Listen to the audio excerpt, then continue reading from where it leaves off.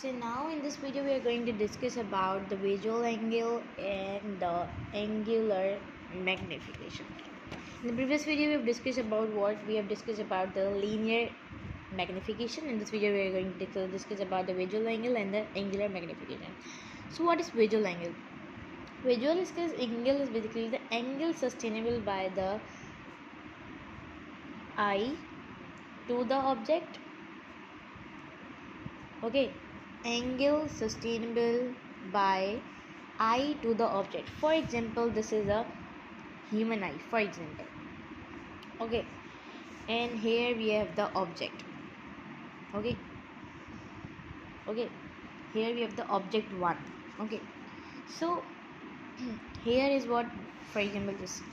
For example, from human eye, the from the object the rays basically moved. Okay, and you can see that here the angle basically occur.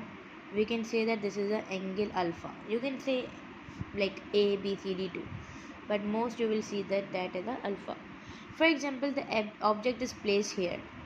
This is, for example, second object, and from this human eye we will see the object.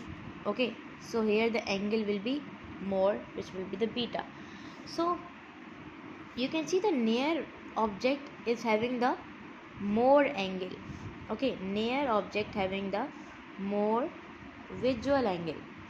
Okay, and away is having what? Away is having the small angle, small visual angle. So this is basically used in what? That is basically used in the telescope, compound microscope. Okay, so the object which is basically we see by near is having the more visual angle and more magnification power. Okay, so this was about the visual angle. Now if we talk about the angular magnification, angular magnification, or you can say that as the magnifying power. So this is basically the ratio between what? Ratio between the visual angle of image and the visual angle of object. Okay, visual angle of image, which means you see an object by a microscope, and visual angle of object, which means you see by the object by the eye. Okay, so we can write here that the m is equal to the beta upon alpha. Okay, this is the visual angle of image and this is the visual angle of object. Okay, so we can write here that the magnification is, if the magnification will be more, so the image will be, you can say, will be having the more magnifying power, and if the image will be more, so the, you can say, the angle of the object will be less. Okay, if the magnification will be more, so the object, you can say, magnification will be less. You can say that the object is basically far and the angle is less. Object is near, so the angle is more. So this is like magnification will be more.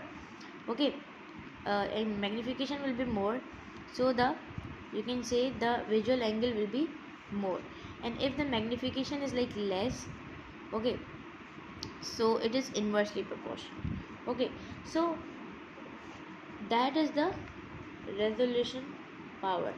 Resolution power basically depend upon the power of lens, like image which pixel is good, okay, which is called as the resolution power. Okay, if the resolution power is more, is directly proportional to the power of lens. If the resolution power is more, which means the power of lens is more.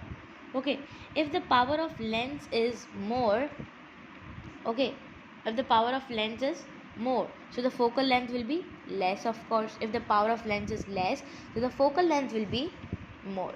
So that is inversely proportional.